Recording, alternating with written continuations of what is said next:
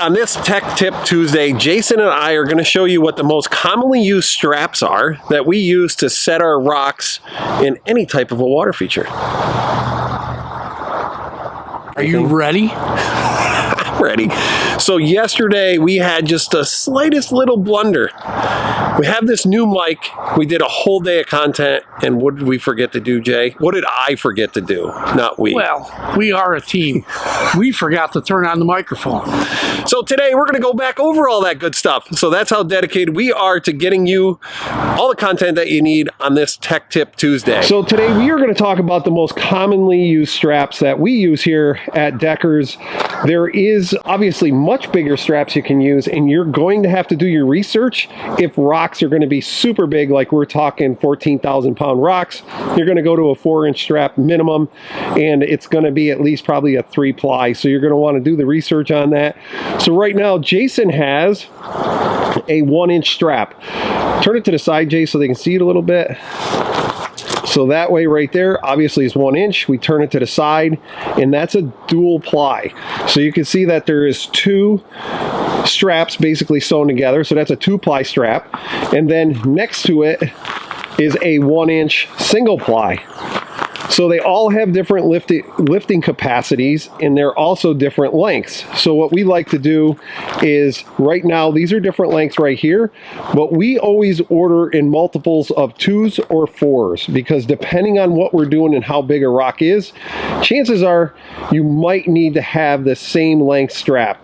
And then you're going to kind of short yourself if you don't have 2 alike, which we're going to show you later on in this video. Then we're going to move over to a 2-inch strap. And this one is a 2-ply also. Right, Vanna? Yes, sir. So, you know, it depends on your application. If you're doing medium-sized rocks, a single ply will definitely work. Right there, the strap that Jason's picking up is a 2-inch single ply. Jay, let's show him the tag right there. So on the tag, it shows you basically what lifting capacity at what it has. There's a basket, there's a choker, and then vertical. So you'll be able to actually look at a tag, especially when ordering them, and be able to figure out what size rocks you're going to actually be lifting, and then coincide it with the right size strap. Then when we come over to this 3-inch straps, when we go bigger, we have a tendency not to have a continuous loop, but we'll do an eye. So on the end of this, where Jason's going to show you, that is basically an eye strap rather than a continuous loop like we have over here on the side. And it's 2-ply. So now we're going to be able to lift some pretty hefty rocks with that.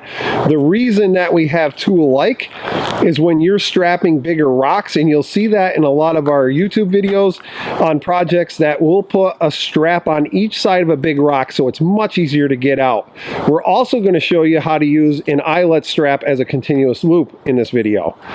So those are the basic 1-inch, 2-inch, and 3-inch straps that we end up using here at Deckers. We do have some bigger ones, but we only bring them out for the big boys. Yeah, for some monster rocks.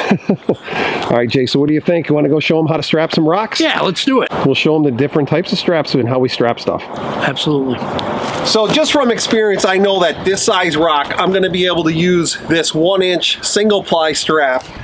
And basically this is a it is a continuous loop strap. So what I want to do is, say if I want this top, I'm going to loop this back down around here. And then I'm going to bring this strap back up on top. I'm going to cinch it back this way in order to get the eye. This is what we call the eye, and we want to get that to the right spot. Now if I put it up here where I really want it, basically what's going to happen is when that machine lifts it up, it's going to stretch it and it's going to pull the eye past. So I know by going down a little bit farther, I can put it there. When the machine picks it up, it's not going to slip past the point of where I want it.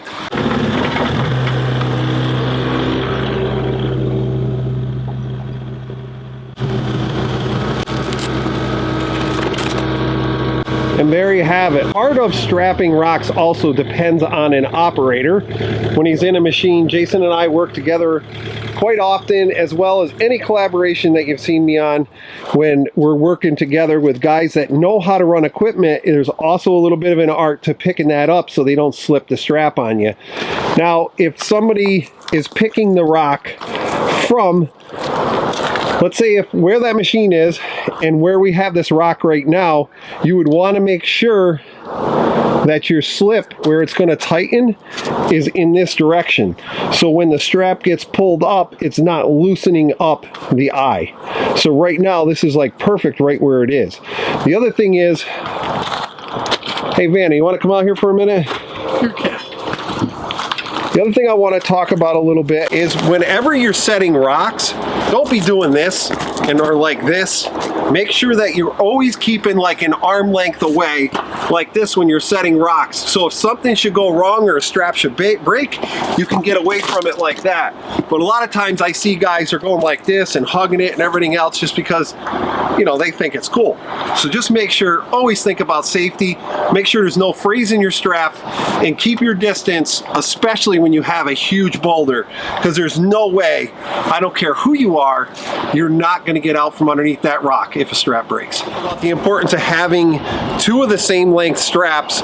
So if we want to strap a cylinder type rock like this and be able to get the strap out from underneath it easily, we're going to use two of the same length. Now I have two 1-inch single ply because two of these are plenty strong enough for a rock of this size. The other thing is the reason we're going on the sides of this rock is because we really don't want to damage the liner at the end of the day, and it is much easier, especially if you're only working with a couple of people and you don't have a lot of help. This is a perfect way to get those straps out from underneath your rock easily. So what I'm going to do is I'm going to choke this right around the girth of the rock, and I'm going to take and cinch this up. And what I want to do is however I want to set this, I'm going to get that eye right here on this side of the rock. I'm going to leave this over, and then I want to put the next eye right directly across from it. If the rock is oblonged, you're going to have to kind of look at it and adjust exactly where you want that eye. So now on this side, I'm going to come over to here, and I'm going to cinch it again, and then that way when we go to pick it up, it'll pick evenly. So right now Jason's going to get in the machine and I'm going to show you how this picks. Alright, so now he's going to start putting pressure on it, and you just want to watch the sides of the strap and make sure they're not slipping off. Just stand back just in case, and we'll start to lift that up and see how it starts to pick. And Jason, he lifted that up nice and gentle. Now look how that rock is right there, and the eyelets are on both sides. Now sometimes rocks are super smooth and you'd have to be careful with this, but the type of granite that we use in upstate New York, it grabs really, really well. And sometimes the thinner straps grab that rock just a little bit better. So that's why we choose to have a lot of straps the same exact length. And then, you know, maybe if you don't have a strap long enough and the eyes only come to the top of that, you can always put a short choker like we have over there on the ground, and that's a double 1-inch that a lot of times we just use for a choker just to give that extra distance. Another thing you want to do when ordering straps, you want to make sure they're long enough, because you got to remember guys are going to be setting rocks, and when you start to set it down in that liner, they're going to have room from their heads to the bucket in order to unhook that rock. All right, so now I'm going to show you how to use a 3-inch strap with just an eyelet on each end, and you can still use it the same as a continuous loop. Sometimes when you get into bigger rocks, you're going to be dealing with these bigger straps. So what I'm going to want to do is not only figure out where I want my eye, but I'm also going to have to pull this back to try and get the same length. So now that I'm going to put this back over the rock, and keep in mind that the machine is going to be picking from this direction. So now what I want to do is get this under here,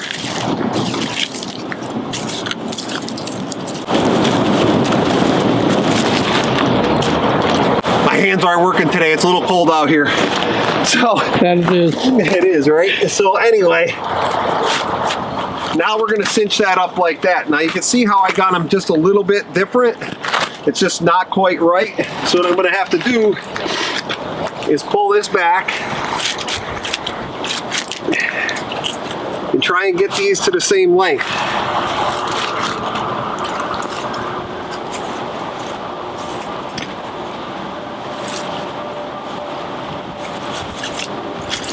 Struggle is real, Jay. Yeah. All right, so now that we got these at the same size, once they start to pick, we'll have to see if we have to adjust that or not. And there we have it. So the way Jason picked it up, I'm gonna have him turn the machine off just for a minute. So Jason was actually taking the boom and the bucket and coming in this direction in order to tighten that loop up. So when you got somebody that knows how to run the machine, they can help you while you're strapping it. Now look how level that rock is. Not only are we using a single strap with eyelets, but we also put that choker on there. Now when whoever is setting the rocks in a pond, you have plenty of room in order to have that drop down without hitting anybody in the head. So right there, you can use different types of straps to do different things.